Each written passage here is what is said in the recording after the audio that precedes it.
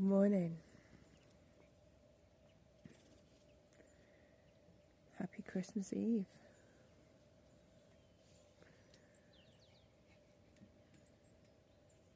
I didn't have the best of sleeps last night, but I did have good quality sleep when I slept. I was up at 2:30 with Bear, who wanted to go outside. And he had a wee and a poo, and we went back in. And Batty was after trying to get a hold of Elsa and crying, so I told him he wasn't going down. He eventually settled off on the bed with me. I just lay there. And I thought, this doesn't feel the same. When I got here and went to sleep, it was some of the best sleeps. Like, I was just lay there listening to sounds, falling asleep and waking up with the sounds, and it was beautiful.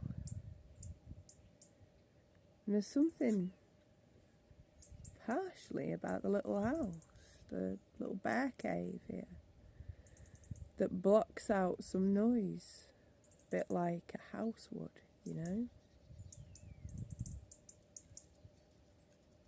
So I'm certainly contemplating about returning back to the geodome. And the other thing is, I've got a lot of cleansing and sorting to do, because the energies still feel heavy where the cleaning and everything needs to be done.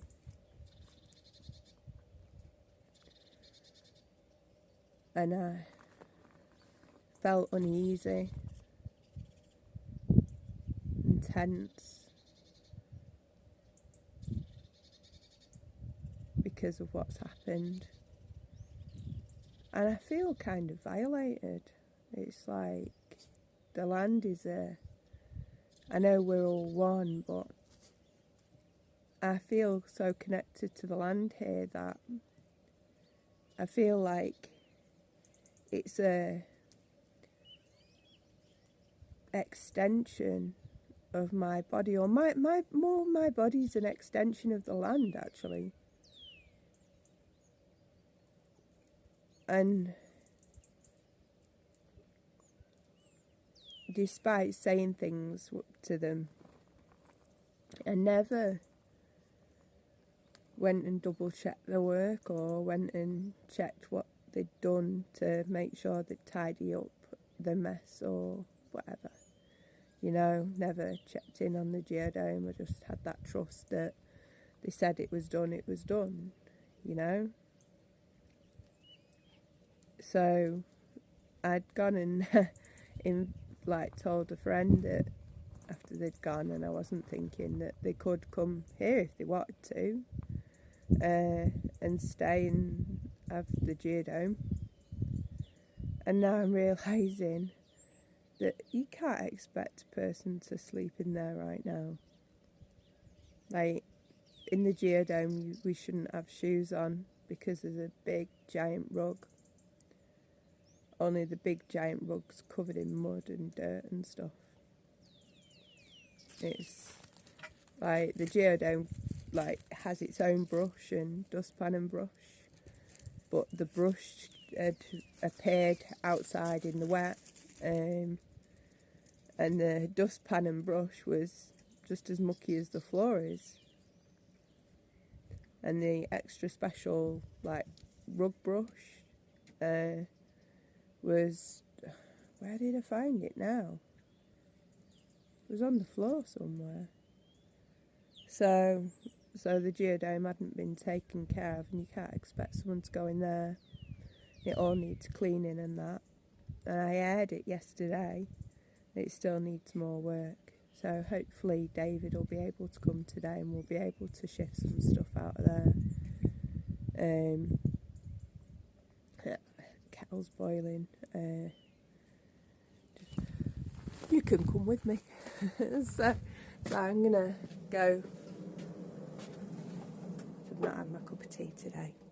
Just preparing.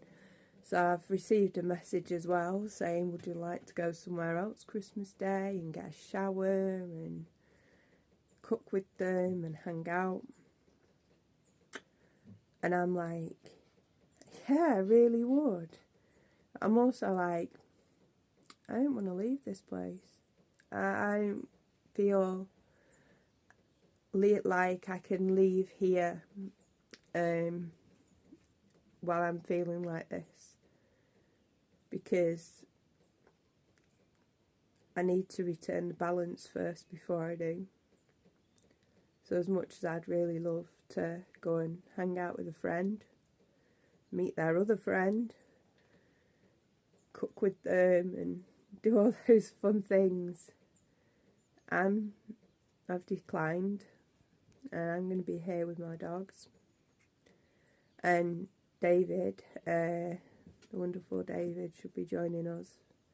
I'm going to make a full roast veg meal, and I'd bought extra anyway, so I'd planned on cooking for 4 plus extra, but I can cook for up to 8 people.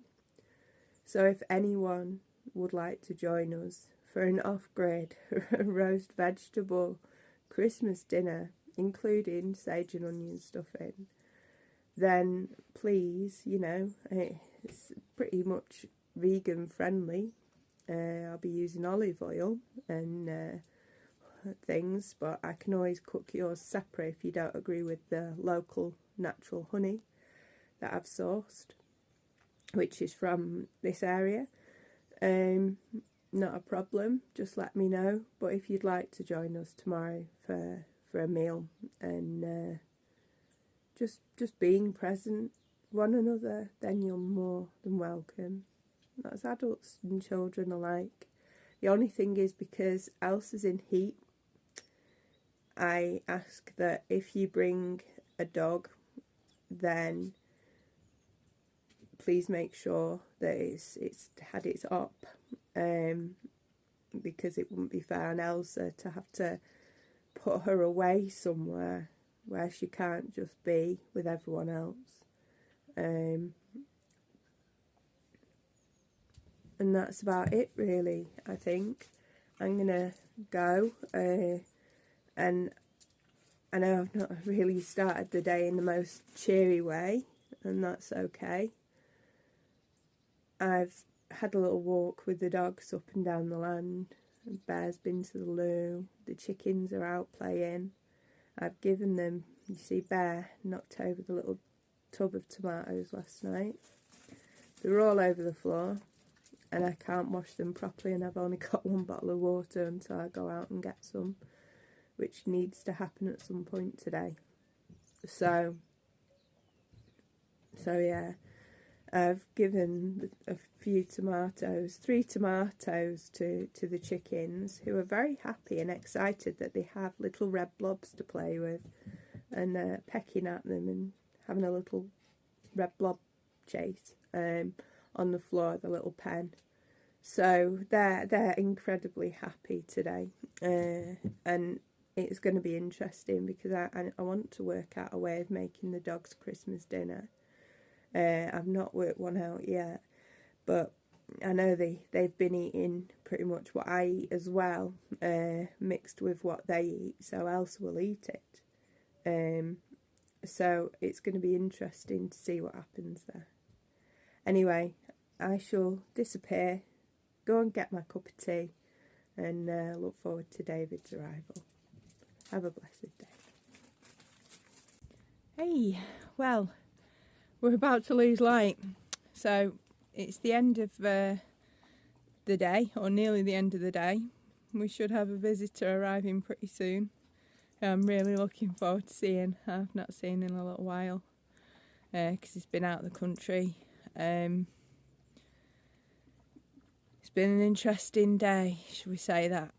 For those of you who've seen the Facebook page, it could have turned into one of those he said, she said kind of thing. But the way I see it is blaming is bullshit.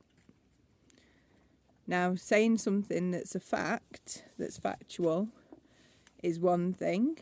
or saying something that you believe to be true is one thing, but then that schoolgirl or schoolboy shit, that he said this, she said that, and all that back and forth, it's also known as passing the buck, which means that it's not accepting responsibility for the actions of the person who's doing that. Now, I'm trying my best to take responsibility for what's happened. I've brought in the Creative Rootz boundaries. I'm now having to get references for anyone who does want to come and stay with us, because I can't have that happening again. And it's been a huge lesson. I mean, I've been hosting people since 2018. Not here, obviously. This is new. But in the UK, I hosted people in my home to come and stay on the way through. I have hosted people at HIMSA, Food, Forest and Permaculture Project, which many of you know or followed, and we had quite a following, of mine and Simon's project, which we took over from Emily and Martin. And never in all this time have we ever had anyone take anything that wasn't theirs, or have something turn into some kind of drama, which is what this nearly turned into. And in some respects it still feels like it. I don't know quite why or how, because I'm more aware now, more conscious. And me and Si really were winging it many times with the people we took in and allowed in, and we never asked for references. We never did pre-chats. I mean, it wasn't a community, but we had our, yeah, you like it, yeah, we like similar things, yeah, come and stay, see how it goes.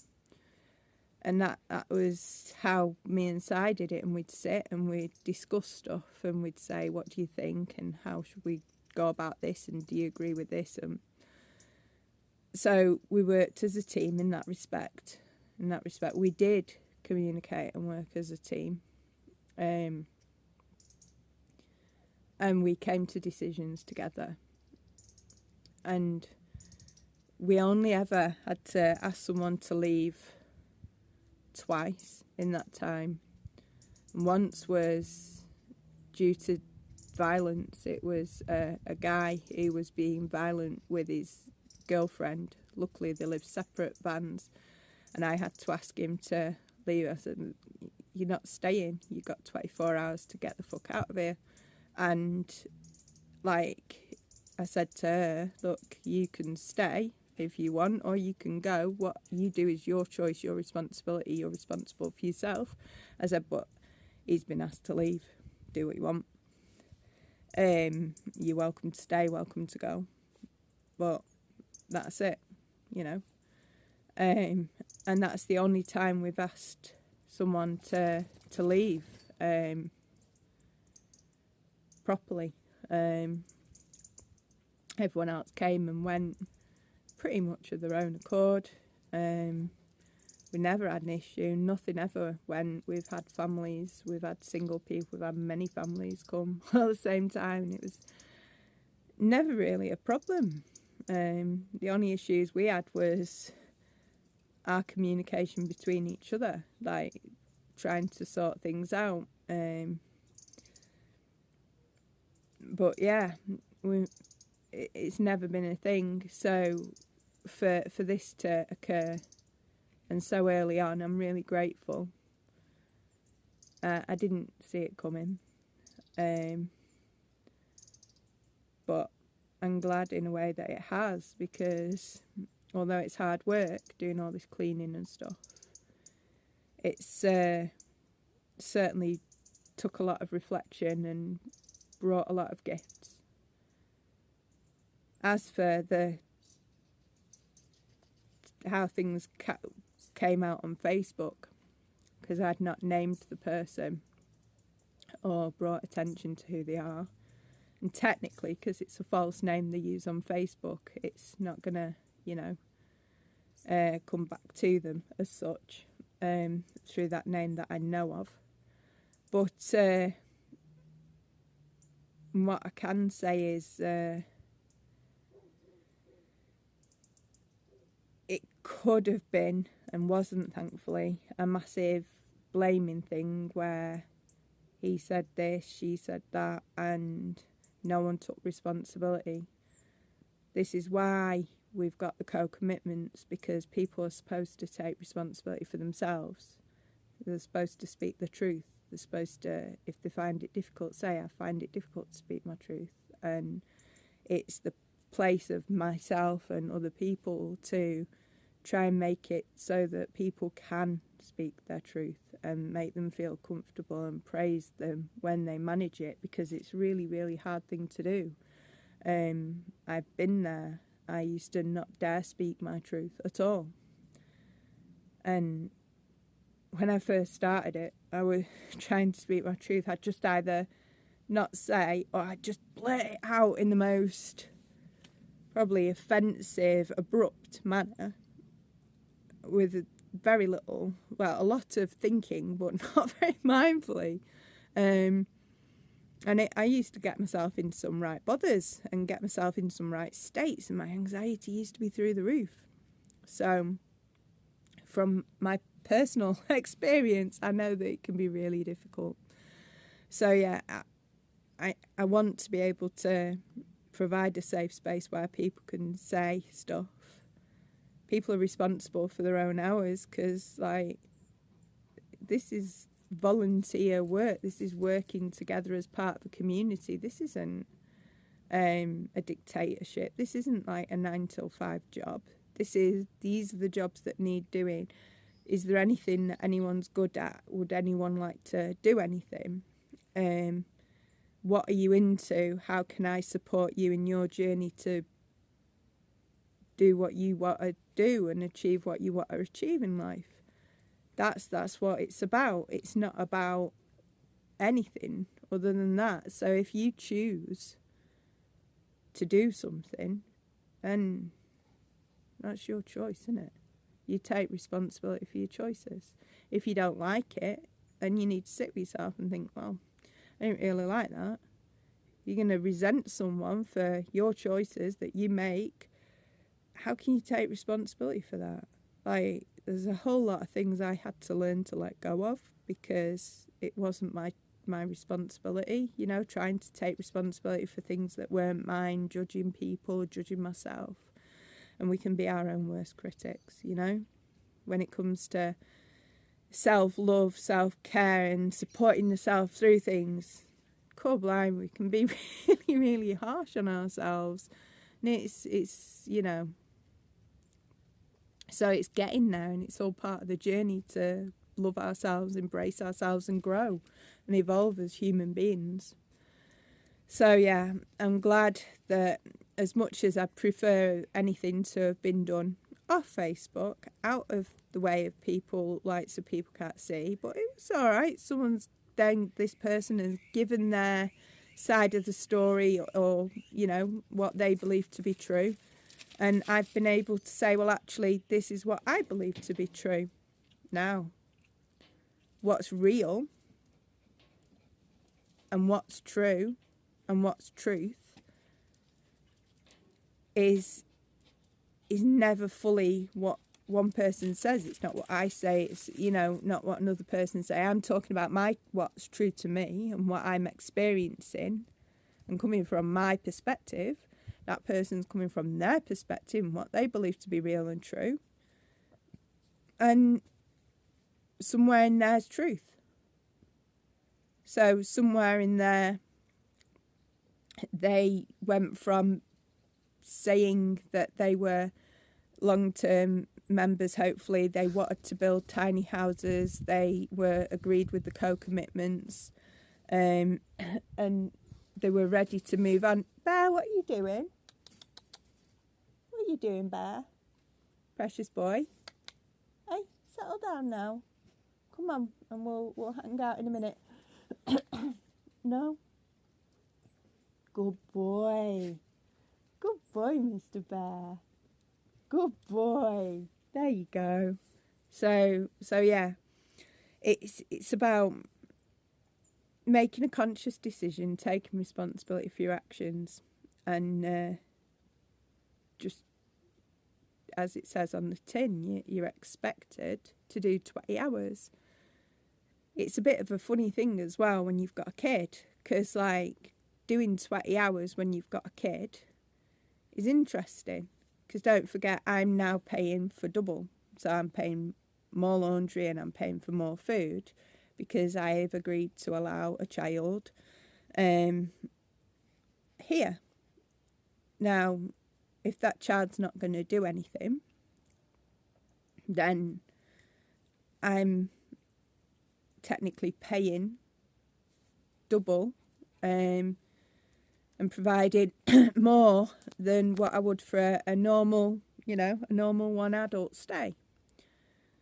So it would be helpful if the adult did a bit more or the child tried to help a bit, but it's important for children to take responsibility and do bits and pieces. And if that child chooses to, then for me to try and support them to do that.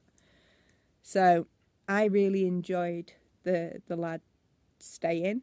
I enjoyed being able to talk to them about animal care and try and help them and encourage them about wanting to be a vet as they get older, to be able to learn how to train animals better, to be able to know what you do with chickens, and we would have done guinea pigs and stuff, and we was discussing these things.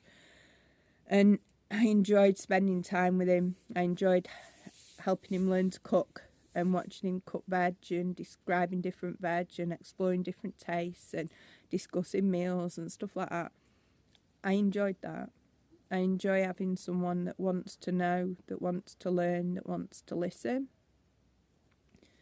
So I'm not a babysitter, not by any counts, but if there's children here or teenagers or teenagers or anything that really want to learn and do stuff, then that's ace, But yeah, so yes, that's where we're up to. I'm glad that I managed to share my truth, what I believe to be true, on there and put things straight, and it's been done where anyone can see, And I'm trying to take full responsibility for my actions, and